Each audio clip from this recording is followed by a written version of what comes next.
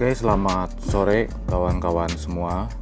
Selamat bergabung di live Instagram Lokra Official. Pada sore hari ini, pembahasan selanjutnya adalah tentang pencak silat. Kalau malam kemarin kita sudah mengupas banyak tentang siapa itu peranan Marcel Marceau dan juga apa itu pantomime. Nah, sekarang sore ini kita akan membahas tentang pencak silat dalam perspektif generasi muda. Oke, bersama narasumber ada saudara Angga.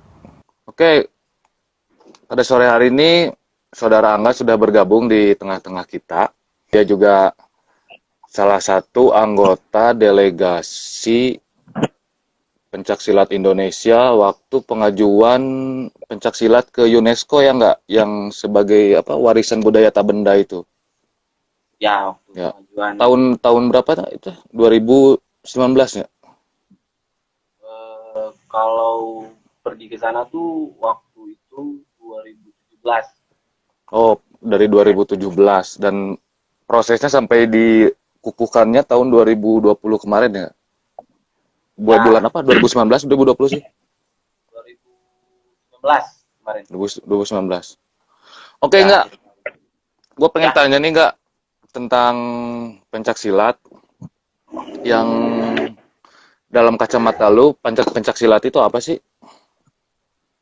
Jadi kalau menurut kacamata saya, ya pencaksilat itu lebih kepada budaya bangsa Indonesia khususnya, Mm-mm. karena awal mulanya itu emang dari rumpun Melayu sih ya. Di dalamnya ada dari apa namanya Sumatera, Pulau Jawa, dan paling besar tuh di situ di Pulau Jawa, Sumatera. Ada Mm. juga negara tetangga Malaysia, Thailand, Singapura, memang ada juga. Karena pencak silat itu dari rumpun Melayu awalnya. Dan sebetulnya kalau dari nama sendiri itu dikukuhkannya di Indonesia menjadi pencak silat itu ketika didirikan IPSI. Hmm. Kalau tidak salah bulan Mei bulan Mei tahun 48. Oh, tahun 48 baru dikukuhkan namanya pencak silat. Sebelumnya Ya, namanya apa enggak? karena di tiap-tiap apa namanya provinsi khususnya di Indonesia gitu itu beda-beda Hmm. penamaan. Ada yang Oh, benar-benar.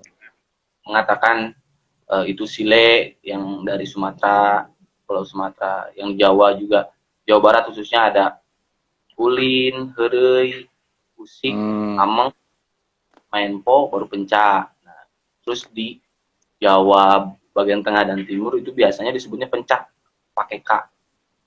Oh. Nah, setelah dikukuhkan menjadi ini ada Mm. ya, seperti pertemuan antara guru-guru, tokoh-tokoh gitu.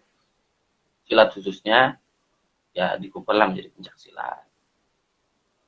Oh, jadi Itu jadi pada awalnya namanya memang bukan pencak silat ya, tapi nama-nama per daerah-daerah itu ya kayak Sile, terus Ulin, terus apa yang kayak ya, gitu. Tahun 48 baru ada satu forum kayaknya tahun 48 itu bersatu dan akhirnya menjadi satu nama Indonesia pencak silat gitu.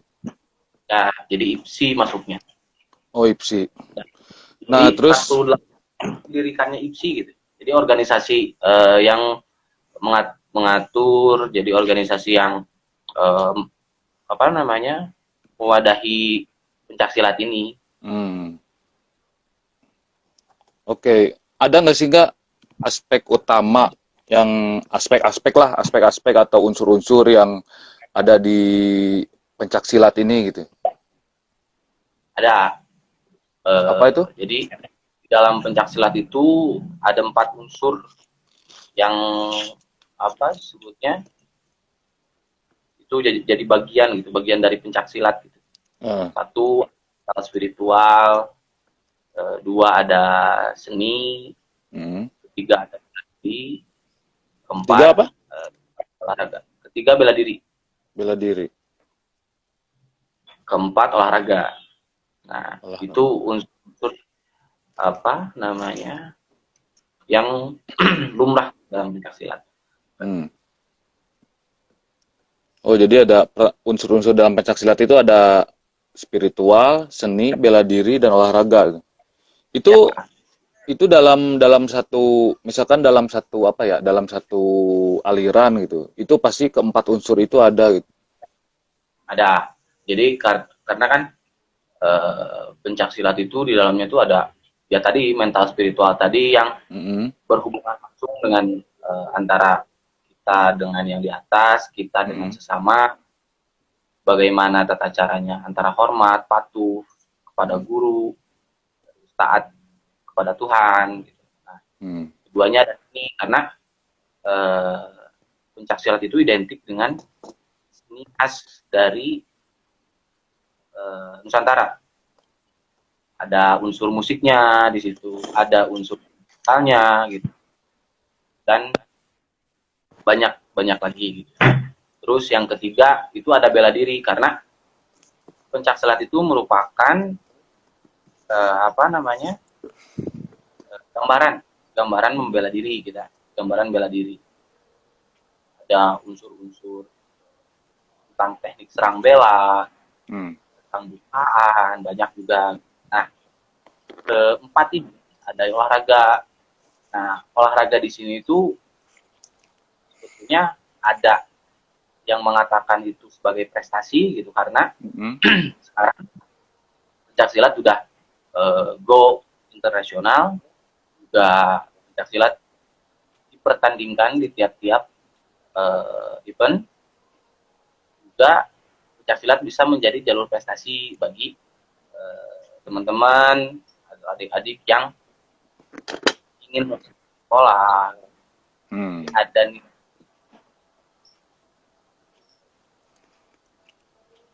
tujuan utama dari pencaksilat itu sendiri apa sih, nggak? sebetulnya banyak juga sih. Kalau mungkin kalau ngaca ke belakang-belakang mungkin kita belajar pencaksilat itu satu untuk membela diri ya. Zaman penjajahan. Ya. Juga para pejuang-pejuang Indonesia itu memang latar belakangnya notabene-nya emang pendekar silat. Jawara ya. Ya, nah, jadi orang-orang yang mumpuni dalam keilmuan bela diri. Terus apa ya? Jadi ada nilai tentang kehidupan juga. Nilai tentang apa? Kehidupan. Kehidupan? Ya. Oh. Kehidupan. Jadi pencaksilat bukan hanya untuk membela diri, untuk kita kontak. Ya. Jadi lebih daripada itu gitu, lebih jauh juga daripada itu, pencaksilat merupakan nilai kehidupan, filosofi yang diterapkan. Dan itu turun-temurun diterapkan ya? Ya. Enggak ada satu. Gimana? Hampir perguruan itu karena kan tentunya ada perguruan juga ada aliran, ada aliran sumber belum ada perguruan itu aliran dulu gitu. Nah, menarik nih. Jadi sebelum ada perguruan diawali dengan aliran-aliran dulu yang ada di silat. Aliran-alirannya apa aja sih yang ada di silat? Kalau secara global banyak, cuman yang saya tahu ya khususnya di itu ada beberapa aliran juga gitu. Ya. Ada Cimande. Yang di Jawa Barat ya? Kalau ya ada Cimande, Kalong, Adi, Sabandar, Serang. Banyak juga sih, ada juga beberapa yang saya tahu itu. Dan setiap aliran itu mempunyai karakternya masing-masing, masing-masing. Tidak selamanya silat itu keras, gitu. Tidak selamanya juga silat itu lembut. Jadi ada kerasnya, ada lembutnya. Tadi aliran-aliran yang di silat itu Cimande, Cikalong, Kari, Madi, Sabandar, Sera. Ya, itu yang di Jawa Barat. Itu Jawa Barat aja ya. Kebun kalau lagi yang kalau sekupannya nasional lu tahu nggak beberapa aja kira-kira? Banyak juga sih kayak sile gitu kan, itu merupakan Mm-mm. aliran juga ada. Itu aliran Cuman juga. Sila itu Padang ya? sile itu ya Minang, dari Minang. Minang, Iya, Minang. Minang. Jadi Oke. aku suka juga kalau meluas. Heeh. Terus bro, membedakan membedakan aliran-aliran ini ada Cimande, Cikalong, Karimadi, Sabandar, Sera. Ini perbedaan yang spesifiknya dari dilihat dari apanya sih yang Nah, membedakan per aliran-aliran ini? kalau yang saya pelajari di perguruan saya itu memang, terus saya sering juga kebetulan pernah juga apa Mm-mm. sharing. Mm-mm. Jadi perbedaannya itu karakter sebetulnya. Karakter Karakter. tentang, ya, jadi ada yang mungkin ketika kita berpapasan dengan lawan kita ada yang keras, ada yang lembut, Mm-mm. banyak seperti ya, saya contohkan aja satu seperti ada Sabandar gitu. Ya. Itu gimana Nah, tuh? aliran aliran Sabandar itu yang saya tahu itu apa sifatnya itu tidak ingin merusak lawan. Oh, terus Kalau gimana tuh? kata bahasanya jangan sampai dia apa sih namanya? Jangan sampai dia rusak, jangan sampai Cedera dia atau sakit, terluka pun jangan sampai. Mm. jangan sampai. Jadi Jadi bagaimana gimana tuh? caranya? Jadi Ya, gimana itu? Jadi Sabandar tuh gimana tuh? Jangan sampai terluka, jangan sampai tersakiti, terus ya. Jadi kumaha? kalau kalau kita peribahasa Sunda mah, jadi ulah sina nyeri. Jadi jangan sampai sakit, tapi kudu sina ngarti. Oh, Sina ngarti di sini. oh, Jangan sampai dia terluka, jangan sampai dia sakit. hmm, Bagaimana caranya dia menghadapi. hmm, Dan dalam aplikasi geraknya pun yang saya lihat, yang saya tahu itu memang lembut gitu. Jadi hmm, seperti air mengalir kayak gimana?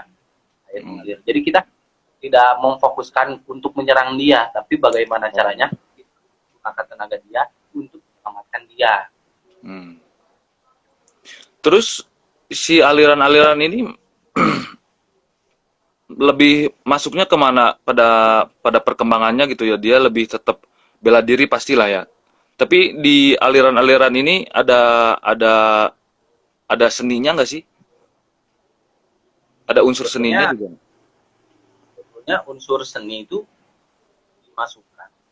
Kalau tidak salah itu karena zaman dulu itu kan tidak boleh rakyat Mm-mm. rakyat ini nggak boleh belajar bela diri, nggak boleh belajar apapun itu karena takutnya untuk mengkudeta para penjajah juga. Jadi Ini pada pada pada masa kurun waktu kolonial Belanda. ya Oh. Anda dan mungkin sampai saat sekarang juga belum ada yang pasti gitu pencak silat itu Mm-mm. apa gitu masuknya, cuman yang jelas itu ada abadnya saja gitu. Dan mungkin masuknya unsur seni di sini tuh supaya apa ya, kayak menutupi gitu. Kayak menutupi Hmm. bahwa itu bukan bukan Ya, belajar bela diri tapi belajar nari gitu. ya, ya. Mungkin untuk kamuflase pada Nah, pada zamannya ya sesuatu hal yang kekerasan itu dilarang dan membuat orang pihak-pihak pemerintah kolonial menjadi curiga gitu kan. Jadi akhirnya nah itu dia. dibungkuslah lewat seni gitu. Nah, Ya, ibarat teman nonggongan lah merenya. Padahal mah jadi, mereka bacok gitu. jadi yang mereka lihat kita itu sedang menari, padahal kita itu sedang belajar Ya, ya. ilmu bela diri. Jadi memang khususnya di Jawa Barat nih, perkembangan seni-seni yang ada di Jawa Barat ya khususnya. Itu akarnya akarnya itu memang dari silat ya kalau kayak tari-tari tradisi gini akarnya pasti dari silat gitu. Itu menurut lu gimana tuh? Jadi kalau kalau kalau kalau menurut saya nih ya, Hah? yang udah saya pelajari terus saya kaji gitu, mungkin sebelum ada tarian-tarian mungkin pencaksilat Mm-mm. dulu karena Mm-mm. pencaksilat ini kan merupakan kamuflase itu tadi. Ya. Kayak contohnya misalkan ada satu tarian kayak eh, ronggeng ronggeng lah, tarian yang berunsur ronggeng kayak Ya. perempuan-perempuan gitu. Sebetulnya mereka tuh menari menghibur para kolonial. Nah, tapi dalam dalam sisi lain mereka itu sebuah mata-mata gitu, mata-mata untuk para pejuang, untuk para. Nah, para ronggeng ini sebetulnya itu jauh sebelum menjadi ronggeng itu mereka tuh dibekali ilmu-ilmu bela diri gitu untuk apabila mungkin ketahuan gitu ya, mungkin ketahuan gitu, terus mungkin juga tangkap atau apa, jadi mereka bisa membela diri. Dan benar kata Bang Gatot tadi, kalau kenapa mungkin ada sangkut pautnya sama tarian-tarian sekarang ya, jelas gitu, jelas. Nah, yang saya tahu hampir tarian-tarian di Nusantara itu emang kebanyakan mengadopsi dari gerakan-gerakan silat. Cuman mereka distorsi kembali, mereka rusak kembali menjadi salah satu hal atau bentuk baru yang indah. Ya, jadi memang pada perkembangannya ada proses stilasi dan distorsi gerak gitu ya, dari silat ke akhirnya menuju ke tarian-tarian itu gitu kan. Nah, itu berarti tidak hanya di Jawa Barat, justru malah senusantara itu juga memang karya-karya seni itu diinspirasi dari silat ya kebanyakan berarti. Tadi lu bilang kan malah Nusantara katanya. Ya, kebanyakan itu dari silat. Mungkin dari bagian timur itu ada tarian-tarian khusus lah ya mungkin. Tapi kayak gerak-gerak perang kayak gitu. Hampir 10% lah ya saya bilang. Ya. Saya kira-kira gitu ya. Kira-kira kalau memang yang saya pelajari itu emang ada proses distilasi sama distorsi itu dari yang asalnya gerak-gerak yang mungkin jelas kasarnya, jelas mantapnya gitu, menjadi sesuatu yang indah kembali. Dan terus ada nggak sih pakem-pakem nggak dalam pencaksilat tuh? Pakem-pakem yang memang ini udah nggak bisa dirubah loh, ini harus gini aja terus dari abad mana sampai sekarang gitu. Ada nggak sih pakem-pakem? Sebetulnya ada. Pasti tiap perguruan, tiap tiap aliran itu sendiri pasti punya pakem-pakem sendiri lah gitu ya. Cuman mungkin karena sekarang semakin berkembangnya zaman gitu, ada yang masih memperkuat sumber awal gitu, ada yang sudah mengembangkannya gitu. Jadi misalkan contoh salah satu bentuk pertunjukan. Tapi mungkin ada pakem-pakem seperti ritual, pasti ada gitu. Doa. Dan mungkin banyak di perguruan lain yang memang masih menjaga kode etik lah gitu ya, kode etik perguruan. Jadi pasti ada tiap-tiap perguruan pun pasti ada pakem lah. Ya, pasti ada pakem tapi ada juga beberapa perguruan yang fleksibel lah gitu ya. Dalam beberapa ini bisa mengikuti perkembangan sekarang ini gitu kan. Nah, menurut lu bisa nggak sih pencaksilat ini kolaborasi dengan kesenian lain kayak tari? Karena yang gua tahu kan ada ini susah loh buat digabungkan sama tari. Ada aja beberapa gitu ya yang gua tahu. Tapi menurut lu sendiri gimana sih? Bisa nggak sih sebenarnya ada fleksibilitas dalam gerak-gerak silat itu? Ada sebetulnya, ada gerak-gerak fleksibel gitu. Karena kalau hampir sama juga dengan tari atau apa, karena dari ujung kepala sampai ujung kaki itu semua bermain gitu. Hanya mungkin satu faktor kelenturan atau misalkan faktor-faktor seperti kerasnya gitu, belum bisa beradaptasi. Tapi kalau menurut saya sangat bisa karena silat merupakan guru, mungkin silat merupakan sumber gitu ya, sumber sebuah dan sebuah itu bisa juga, hanya saja mungkin proses yang mungkin lama atau proses yang intens. Dan juga jam terbang juga ya, jam terbang entah si per orangnya ataupun perguruannya juga kali yang dia bisa mengembangkan gerak-gerak di perguruannya itu ya. Tapi Kayak mungkin apa? ya, Sok terus. oh ya, tapi mungkin tiap-tiap perguruan juga eh, karena mengikuti zaman ya sekarang. Hmm, ya.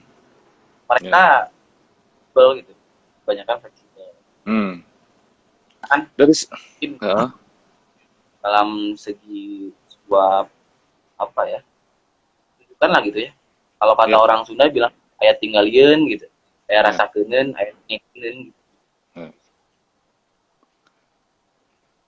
Terus dari segi kostum nih Kak, mungkin kalau pada awalnya silat ya karena dikhususkan untuk bela diri mungkin tidak begitu menarik lah, mungkin biasa aja gitu ya.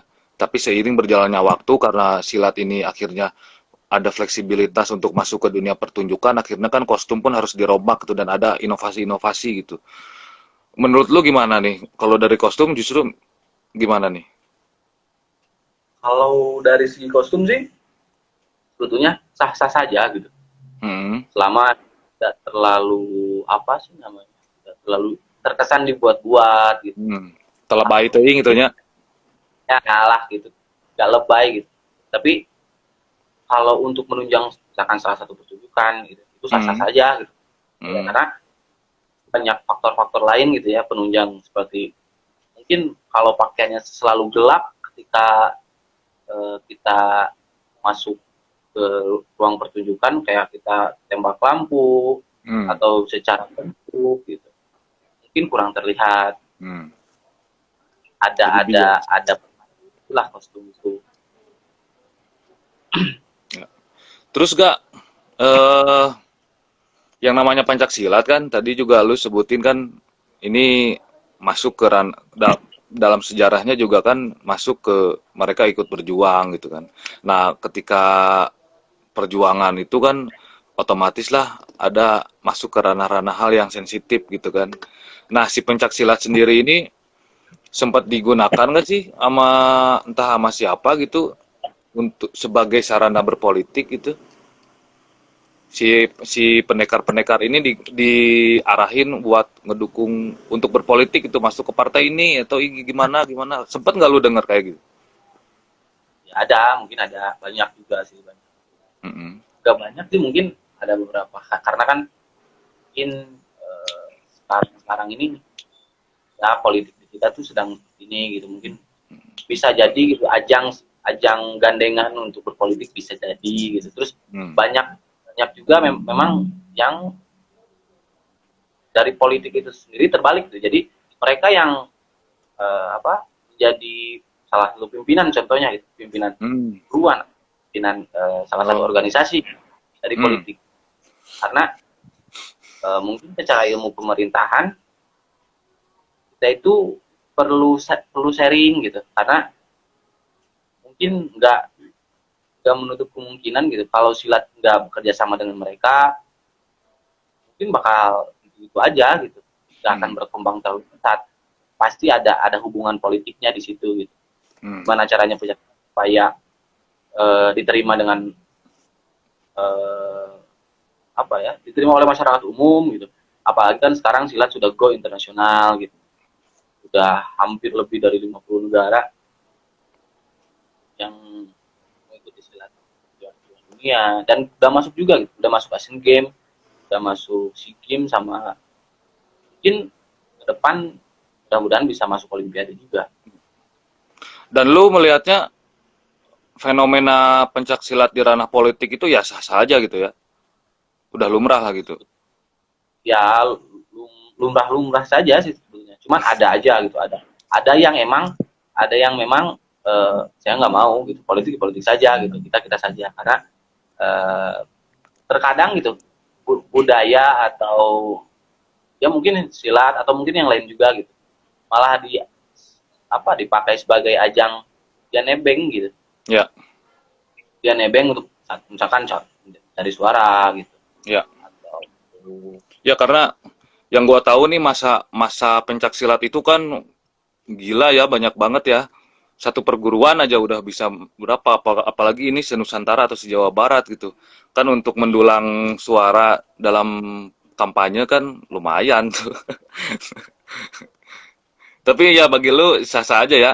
Itu udah jalan masing-masing aja, masing-masing perguruan punya kebijakan sendiri ya mangga gitu. Organisasi mungkin ya, bukan perguruan gitu. Kembali ke organisasi, mungkin karena Ya, Tuan hanya sebagai rumahnya yang mengaturnya mungkin organisasi. ya. Jadi lebih pada ya silahkan silahkan mungkin Mm-mm. juga Tuan atau apa saya nggak tahu kan. Tapi selama itu tidak merugikan terlalu merugikan banyak, kalau menurut saya sih saja. Gitu. Hmm. Oke, sekarang tentang sejarah nih, Gak. Tadi kan lu juga sudah sebutin kan bahwa Pencaksilat ini berperan pada masa perjuangan, pada masa terutama pada masa pemerintahan kolonial Belanda zaman VOC gitu. Itu kan dipakai untuk berperang gitu, untuk melawan mereka gitu. Nah, eh gue juga kan sempat baca di bukunya Pak Sudiro. Pak Sudiro ini anggota Barisan Pelopor dan dia sempat jadi wali kota Jakarta pada waktu itu. Pada masa pasca pasca proklamasi kemerdekaan, ternyata beliau ini mengutus, bukan memilih, ajudan-ajudan Presiden pertama Soekarno ini dari Jawara Silat itu yang di Betawi itu. Itu ada 7 orang. Orang-orangnya namanya gue lupa, tapi ada sebenarnya itu nama-namanya listnya itu. Dan ini bagi gue menarik itu, Pak Sudiro ini justru mempercayakan Pas Pampres seorang Jawara Silat Hungkul 7 orang gitu. Nah sih padahal kan ayah dari peta gitunya, dari mungkin ya dari militer-militer kayak Heiho kayak gitu, tapi dia justru memilih pencak silat gitu. Nah, ada nggak sih nggak yang lu tahu cerita-cerita lain selain selain kisah Pasudiro ini, terus yang kisah zaman VOC ini yang benar-benar lu tahu nih, ini fakta, ada datanya dan ada faktanya tentang tentang silat yang berperan dalam terutama dalam perang kemerdekaan kayak gitu. Ya, ada peristiwa apa aja sih yang lu tahu? Mungkin apa banyak sih banyak peristiwa gitu karena Hmm. tapi saya lupa lagi tentang apa namanya lebih spesifiknya. Cuman Hmm. saya juga pernah baca di bukunya Om Mariono waktu itu kalau nggak salah. Ya. Bukunya Om Mariono tentang sejarah-sejarah perkembangan silat. Hmm. Nah, silat itu merupakan apa ya? Benteng. Jadi oh, jawara lah ya, bisa dikatakan Ya. jawara lah. Jawara-jawara silat itu menjadi benteng, benteng Hmm. pertahanan negara. Jadi yang membackup para pejuang, Hmm. termasuk para pejuang itu sendiri gitu, para mumpuni gitu, termasuk Hmm. para militer mungkin yang untuk menjaga salah satu kepala negara gitu di Indonesia khususnya Pak Presiden pertama ya. Hmm. Nah, dan konon katanya gitu. Jadi mitos yang berkembang mungkin banyak juga mitos-mitos lain bahwa emang para pendekar silat zaman dahulu itu benar-benar sakti gitu. Hmm. Peluru gitu kan. Kebal peluru terus apa bisa menghilang dan lain sebagainya gitu ya. Ya mungkin itu ada ilmu lain lah gitu. Ilmu lain tentang hal yang tidak dipelajari secara umum lah gitu. Mungkin itu ada hal-hal lain gitu. Dan yang saya perhatiin sih setelah baca-baca buku terus dengar-dengar tentang sejarah-sejarah silat gitu dari orang-orang tokoh-tokoh gitu ya itu tadi gitu pencak silat itu atau jawara-jawara itu yang jago silat itu benteng merupakan benteng Ya. benteng pertahanan negara dari sebelum kemerdekaan dan setelah kemerdekaan. Hmm. Jadi bebenteng negara gitu ya. Terus lu kan sebelum kuliah di mana? Dan saya kuliah di ISBI Bandung ISBI. Jurusan? dan seni tari. Jurusan tari. Oh, oke. Nah, lu kan dari hidup di pencak silat dari umur berapa, Kak? Mulai aktif di silat? Ikut-ikutan silat? Kalau ikut-ikutan sih dari kecil ya, cuman kayak mulai serius mempelajarinya itu Hmm. dari kelas 2 kalau nggak salah. 2 SD. Gila. Mungkin notabene-nya keluarga juga dari silat gitu. Yang Oh, awalnya lihat gitu. Apa jadi memang ikut ada turunan keluarga ya, lu bisa aktivis silat ini. Dari siapa tuh kalau boleh tahu? Dari dari ibu, bapak? bapak. Dari bapak ya. Oke. Ya apalagi ada darah silat gitu ya di keluarga lu. Hal yang menjadi perhatian lu dalam gua tuh punya ini gua jadi lu ya. Gua tuh pengen memajukan dan melestarikan pencak gitu. Nah, titik fokusnya kemana sih lu? Perhatian lu kemana sih dalam memajukan dan melestarikan pencak silat ini? Mungkin kalau apa ya, fokusnya di mana kalau saya buat melestarikan silat ya mungkin kalau saya pribadi gitu, kalau saya pribadi Hmm. lebih kepada apa yang sudah saya dapat diberikan kembali kepada bibit-bibit kayak anak-anak Hmm. generasi muda, anak-anak Ada supaya regenerasi itu berarti ya? ya, Regenerasi berarti ya? nah itu ada regenerasi mungkin Hmm. lebih, dan mungkin ke depan para tokoh kan sekarang udah sering udah banyak banyak yang meninggalkan kita gitu, Hmm. mungkin kedepannya juga banyak banyak gitu karena, dan yang diharapkan tuh bibit-bibit baru juga gitu, bibit baru. Jadi Hmm. sifat yang punah lah gitu, jangan sampai punah gitu, jangan sampai Hmm. cuman cerita gitu ke depannya gitu. Nah, cara lu buat buat ngeyakinin generasi muda nih, terutama yang bocil-bocil gitu ya, yang anak-anak SD kayak gitu buat lu ayo ikut gabung nih silat gitu. Lu gimana sih cara pendekatannya ke anak-anak muda, ke anak-anak bocil-bocil? Nah, mungkin secara pendekatan beda-beda gitu ya, karena kan Hmm. karakter anak juga beda-beda gitu. Hmm. Ada yang langsung gitu, ada yang dari pendengaran gitu, ada yang namun sih rame wae misalkan gitu ya. Hmm. Ada rame apa, gitu, dari musiknya, entah dari apa. Mungkin lebih kepada aksi-aksi gitu. Kayak Hmm. perform di mana gitu. Hal-hal yang baru lah gitu, hal-hal baru. Hmm. Mungkin kita tampil di tempat umum lah gitu dengan pakaian biasa aja gitu. Dengan pakaian biasa aja kita bikin flash mob atau apa gitu. Mungkin itu bisa menarik gitu, bisa menarik. Hmm. Karena mungkin kan anak-anak zaman sekarang apalagi gitu ya, yang gaulnya itu cuma dari gadget gitu Hmm. kebanyakan gitu, main HP dan lain sebagainya gitu.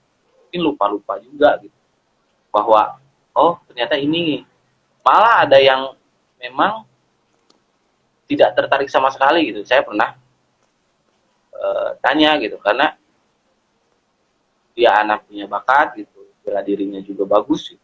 Kenapa sih nggak mau ikutan silat, lebih memilih bela diri dari luar gitu. Hmm. Dia bilang mungkin yang dalam pikiran dia mungkin silat itu kayak kuno gitu, Kuno. kuno gitu, silat itu kuno gitu, atau kolot lah gitu kata kata anak muda sekarang gitu, apalagi Hmm. anak-anak kamu lebih baik ikutan apa, bela diri lain misalkan, Hmm. dan bela diri.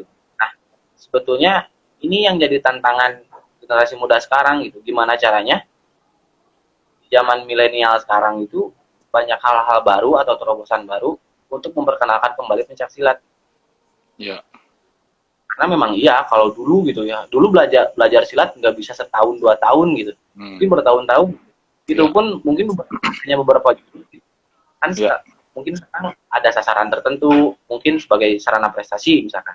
Ya. Gimana nih caranya supaya eh, apa namanya, lebih menarik dulu gitu, tertarik dulu. Hmm. Oh mungkin kita kasih gerakan yang bagus, kita kasih musik yang hebat gitu, atau kita semangatin dia buat ikut pertandingan-pertandingan gitu. Nah nanti setelah itu berjalan, kita sambil menerapkan gitu. Apa aja sih dari silat tuh? Oh apa aja apa makna-makna yang memang dalam gitu dari silat itu. Nah jadi sambil Hmm. berjalan. Karena anak-anak sekarang itu nggak bisa langsung, misalkan kita latihan, kita kasih satu jurus itu selama 1 tahun misalkan, Hmm. mungkin bisa kabur, anak bosen, jenuh gitu. Jadi kita kasih dulu hal-hal baru, kita kasih hal-hal yang unik gitu.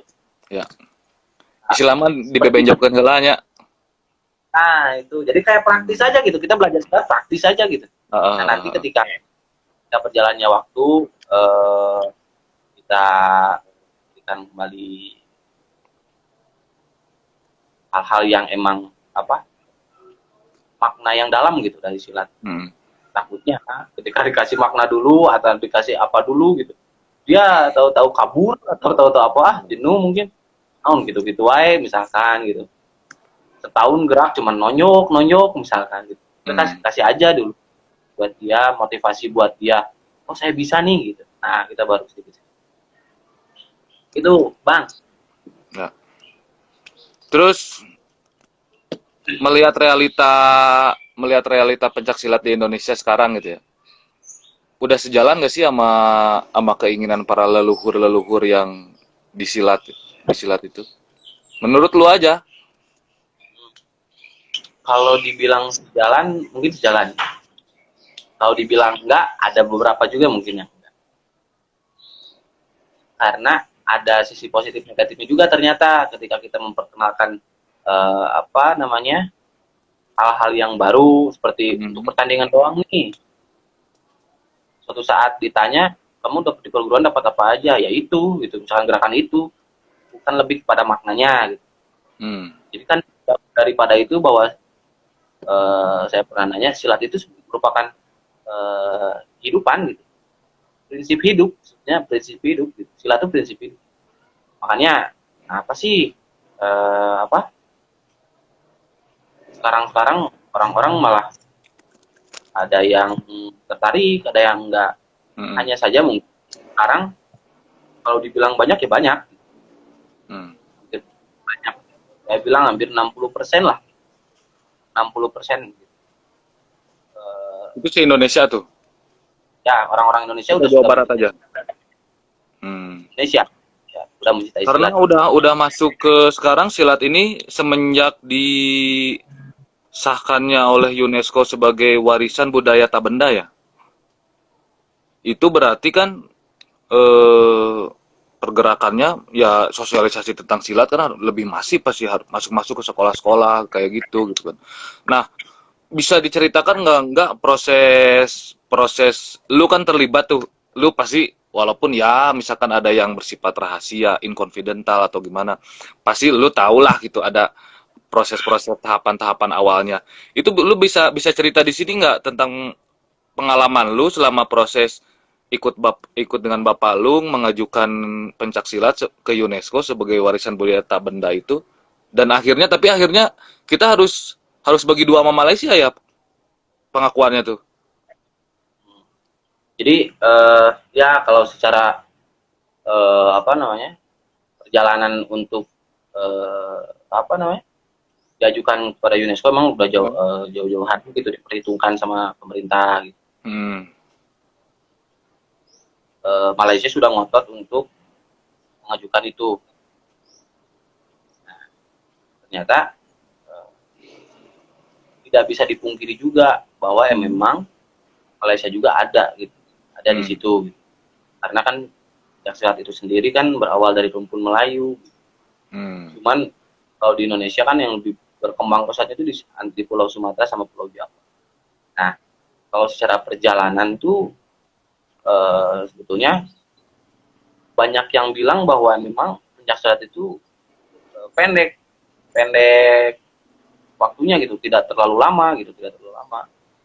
Cuman harus ada waktu itu, kalau tidak salah saya dengar, harus selalu ada rencana aksi gitu. Jadi aksi-aksi pencaksilat apa aja gitu. Jangan sampai ketika sudah ditetapkan kan kemarin silat malah padam karena bisa dicabut lagi mungkin. Nah, bisa dicabut lagi gitu. Dan apa sih hubungannya dengan Malaysia? Karena memang ya itu tadi gitu. Silat itu merupakan salah satu budayaan atau bela diri yang memang berasal dari Melayu. Dan kalau salah dibagi dua, saya rasa enggak sih. Cuman Malaysia itu dengan silatnya.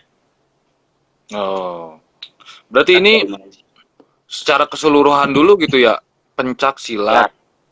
Ya. Terus nanti kalau mau mengajukan per daerah-daerah itu harus diajuin lagi gitu. Ya. Repot juga ya. Ya, karena kan kalau tidak salah dulu yang ingin mengajukan tuh Pencak dari Jawa Barat gitu, atau dari Sile dari gitu ya. Kalau tidak salah gitu, ada salah satu gitu. Dan itu tidak bisa, karena kalau misalkan itu dikultuskan, kita nggak bisa pencaksilat dulu nih. Gimana caranya supaya kita rangkul semua, kita rangkul supaya menjadi kekuatan juga buat kita ngajuin yang lain-lain gitu, seperti Ulin, Heroi, Menpo, atau Zile gitu dari Sumatera untuk diajukan kembali. Itu Bang. Oke, untuk kawan-kawan yang ingin bertanya, silakan bisa ditulis di kolom komentar ya. Oke, ini menarik nih nggak? Terus ketika proses selama di UNESCO itu gimana sih nggak? Adakah perdebatan-perdebatan, terutama barangkali sama yang keke itu sama Malaysia meren ya, dibandingkan sama negara lain gitu. Ada juga nggak sih selain Malaysia yang mengajukan pencak silat sebagai warisan mereka gitu? Selain Malaysia dan Indonesia. Ya? Cuman cuma dua aja. Dua aja. Oh. Nah, ini sumber-sumber silat. Terus kalau kita bilang apa ya, susahnya atau apa, perjalanannya seperti apa, karena itu tentang jalur koordinasi antara negara dan negara gitu ya, budaya ya, pengakuan budaya. Malah ada sebagian banyak yang setuju, ada juga yang buat apa juga gitu ditetapin sama UNESCO, karena toh memang kita ngerasa bahwa silat mah dari kita gitu. Kalau silat itu dari kita, karena sebetulnya nggak bisa juga gitu, harus ada data tertulis lengkap segala rupa. Makanya silat itu sebagai penguat, sebetulnya sebagai penguat kita gitu. Memang ya benar. Karena ya itu ya yang nggak bisa dipungkiri dari budaya kita ini. Budaya kita ini kan lebih banyak budaya lisan dan budaya mendengar gitu ya, daripada budaya menulis gitu. Makanya budaya menulis ini padahal sebagai satu penguat lain, mungkin satu bukti lain gitu, ketika secara lisan tidak bisa dikuatkan, ya ada faktanya ya ini dalam bentuk buku ini gitu. Nah, terus itu kan antara narasi dan visual gitu. Itu kan penting dalam kesenian. Menurut gua juga penting dalam pencaksilat sih. Karena pada akhirnya kejadiannya kayak gitu kan, kalau ada pengajuan kayak gitu. Ketika datanya nggak lengkap, pasti jadi repot kan. Bukan hanya sekadar secara visual gitu kan. Nah, secara visual kan pencaksilat ini kuat nih. Udah jelas kan, kelihatan dari gestur, dari gerak, dari segala apa. Tetapi gue pengen nanyanya tentang narasinya nih, tentang narasi atau literasi ini paguron-paguron ini punya nggak sih narasi-narasi, literasi sejarah paguron-paguronnya, aliran-alirannya terutama ya, atau secara nasional juga di arsip nasional kayak gitu, ada nggak sih? Ada, kalau nggak salah ada sebagian, malah kebanyakan perguruan juga punya istilahnya legalitas sejarahnya lah gitu ya, yang tertulis. Secara aliran juga ada. Mungkin yang sulit itu kita menemukan kapan sih sebetulnya pencaksilat itu ada di Indonesia pada tahun berapa gitu, karena orang tua zaman dulu itu budayanya budaya cerita turun-turun gitu. Itu sih yang mungkin yang agak masih simpang siur gitu. Ada yang sebagian mengatakan A, mengatakan B tentang keberadaan pencaksilat tahun berapa di negara kita pertama kali. Tapi sejauh ini perguruan-perguruan mempunyai identitasnya masing-masing gitu. Aliran punya juga gitu. Sejarahnya terbukti otentik lah gitu, tentang dokumentasi tertulis, bentuk visual, foto misal, atau video juga ada kok. Mungkin video zaman dulu nggak ada suaranya ya, tanpa suara. Ya karena secara pengarsipan sih bangsa kita ya masih kurang lah dibandingkan dengan bangsa Belanda ya. Mereka sangat peduli dengan warisan, dengan artefak itu, karena ya itu untuk bukti ke anak cucunya nanti gitu kan.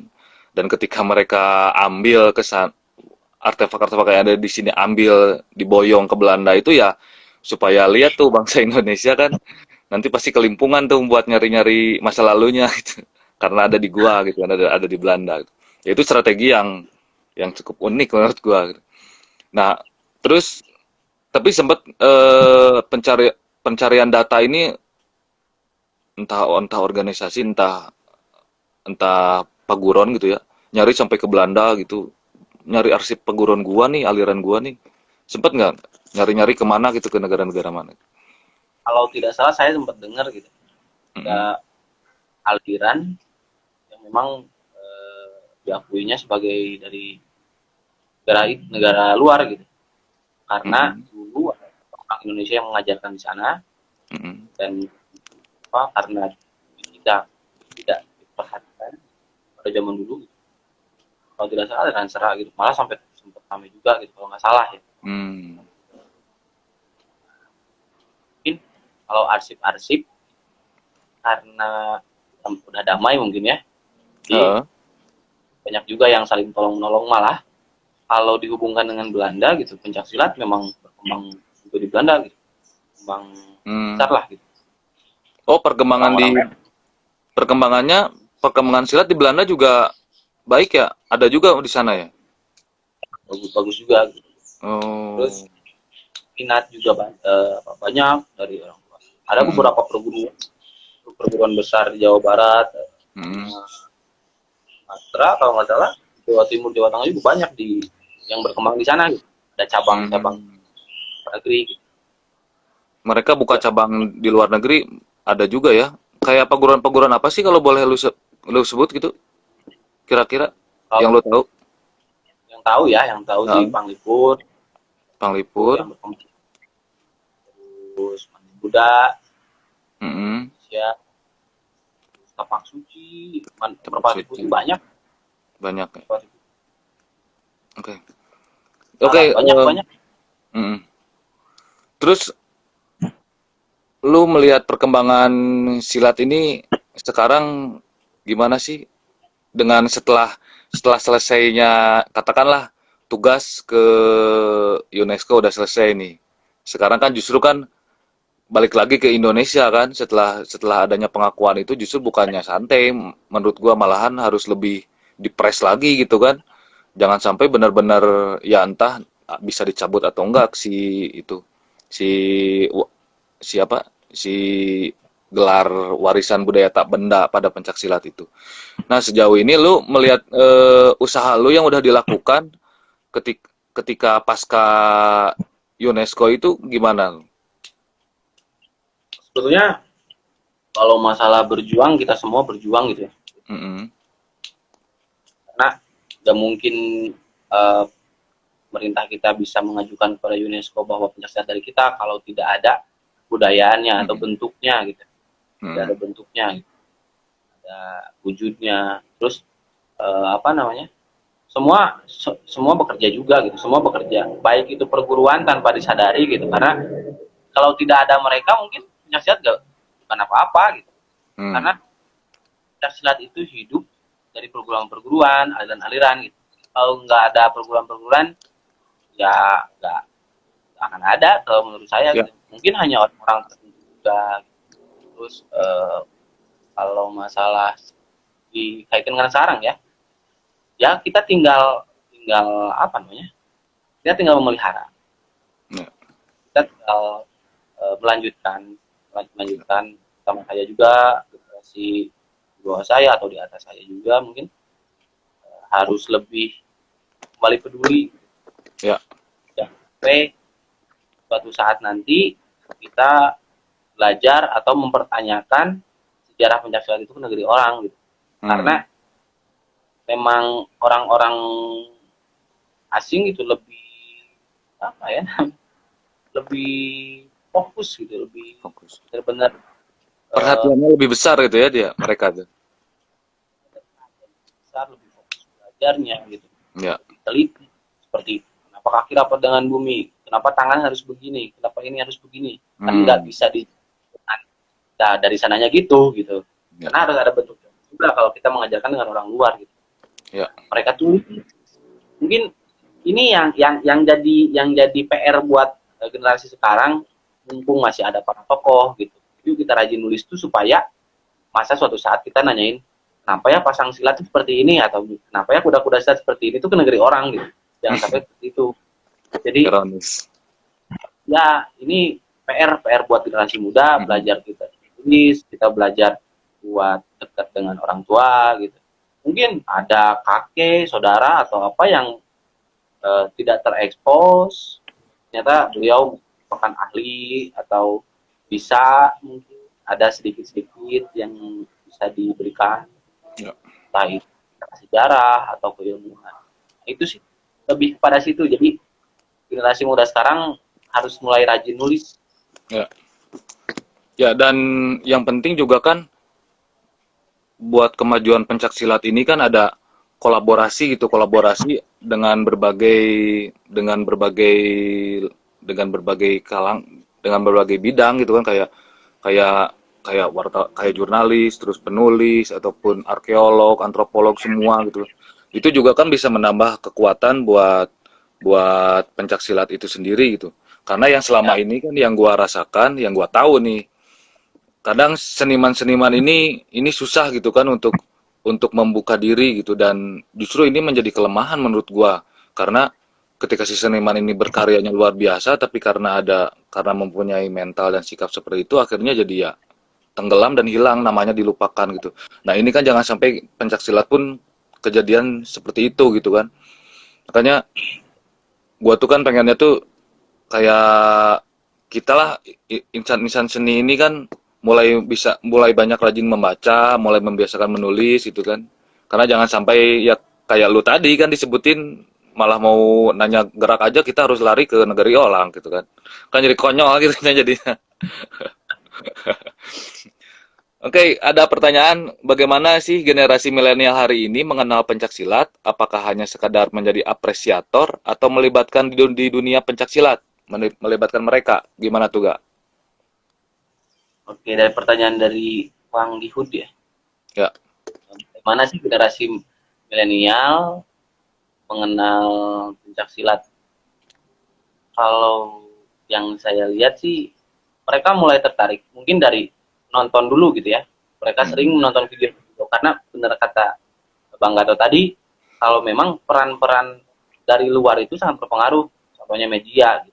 Karena mungkin kalau tidak ada publikasi, tidak akan mungkin orang mengenal pencak silat di era sekarang gitu, apalagi era digital, semua serba media gitu. Ya. Terus lanjut lagi, ini apakah hanya sekedar menjadi apresiator atau melibatkan mereka di dunia pencak silat? Banyak yang mereka mengikuti gitu, banyak juga yang hanya menjadi apresiator, ada saja gitu. Cuman setidaknya ada rasa tahu atau keingintahuan mereka bahwa bang, oh ternyata pencak silat itu benar-benar dari kita gitu. Oh ternyata pencak silat itu budaya asli kita. Oh ternyata pencak silat itu asik. Oh ternyata pencak silat itu ada nilai-nilai lain gitu. Kita pelajari lebih dalam. Ya. Gue melihat pencak silat ini identik dengan keras ya, dalam tanda kutip, ya dengan bela diri itu gitu kan. Itu jadi faktor utama nggak sih orang tertarik dengan pencak silat awalnya itu karena anjing gua bakal jadi jawara nih, bisa gelut ya, bisa maehan batur ya, bisa naon. Lu itu kayak gitu nggak sih, nggak? Mungkin ada aja, termasuk saya juga dulu pikiran lu juga. untuk saya dulu pikirannya kalau kita belajar silat kita bisa berantem, kita bisa bela diri gitu. Dan ternyata setelah saya pelajari lebih dalam lagi gitu, mungkin belum terlalu dalam juga, terus sering sharing juga sama orang tua, sama tokoh-tokoh, ternyata bukan itu gitu, bukan untuk jago gitu. Silat itu sebagai jembatan gitu. Silat itu sebagai jembatan, malah ada yang ya bisa disebut lah ya kira-kira seperti itu. Jadi memperbahasakan bahasa silat itu sebagai silaturahmi gitu. Silaturahmi gitu. Oh ternyata bukan hanya buat berantem, bukan hanya untuk bela diri gitu. Lebih ke dalam dan lebih jauh dari itu, ternyata ada nilai lain yang memang ini sebenarnya pencak silat gitu. sebagai ajang syiar agama juga gitu kan sih. Karena kebanyakan dulu satu munculnya dari pesantren. Terus malah nggak tahu nih ya sekarang pemerintah apakah mereka peduli dengan silat hanya sebatas peduli atau memang mereka juga bisa gitu, bisa dan pernah yang belajar gitu. Karena mungkin kalau lihat zaman dulu ya, pencak silat itu atau ya silat gitu dipelajari itu sama kaum kaum menak gitu kalau di Jawa Barat gitu ya, kaum kaum yang emang atas gitu, dan itu terkesan eksklusif gitu. Terkesannya eksklusif gitu. Jadi hanya untuk keluarga itu saja gitu, keluarga dalam gitu. Nah kan kesini kita lebih luas gitu, bisa untuk masyarakat umum karena kan silat itu unisex gitu, jadi bisa sama perempuan, bisa sama laki-laki gitu, tidak memandang jenis kelamin gitu, tidak memandang usia gitu, mau itu anak kecil, mau itu udah tua gitu. Yang jelas selama dia mempelajari hal itu positif ya mungkin dia bisa melakukannya gitu, bisa melakukannya dengan baik. Ya. Berarti oke, sebenarnya ketika ada ketertarikan belajar pencak silat pada awalnya dia karena ingin jago nih, dia ingin kelihatan, tapi karena setelah proses berjalannya waktu dia mendalami lebih dalam dan akhirnya ibarat padi makin merunduk makin berisi gitu kan, makin justru ketika makin banyak ilmunya itu gue malah takut gitu, nggak mau gue ngeliatin jurus gue gitu kalau nggak penting-penting banget gitu kan ya. Dan itu juga proses sebenarnya kan, nggak ya? Ya, proses. Lu lagi mendalami proses ke situ nggak? Lu ngerasa nggak? Ngerasa sih sebenarnya, ngerasa karena mungkin kalau banyak hal. Malah sekarang kan silat udah masuk dunia entertain ya, udah masuk film, laga gitu, dan di sisi lain hasilin uang gitu, di sisi lain kita menjaga warisan budaya, di sisi lain kita menjadi tahu makna sesungguhnya pencak silat gitu. Setidaknya dalam pencak silat itu kita bisa menyenangkan orang lain. Menyenangkan dalam artian contoh misalkan kita silat atau kita tampil gitu, kita tampil dalam satu acara membuat orang-orang tuh senang gitu, karena ya itu bisa jadi ladang ibadah juga. Sebetulnya banyak faktor-faktor juga yang dari pencak silat itu bisa kita manfaatkan gitu. Kayak sekarang juga kan film-film action gitu yang dari silat banyak juga yang sukses. Mungkin makanya harus ada regenerasi juga gitu. Oke, enggak bisa praktekkan sedikit nggak tentang pencak silat? Soalnya teman-teman ada yang belum tahu nih. Lu tuh bener nggak nih penggiat pencak silat atau cuman di poster doang?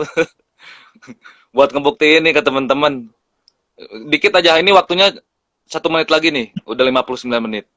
So, dikit aja dikit ya. 10 detik lah. Duduk mungkin ya? Bebas. Hormat dulu, maaf.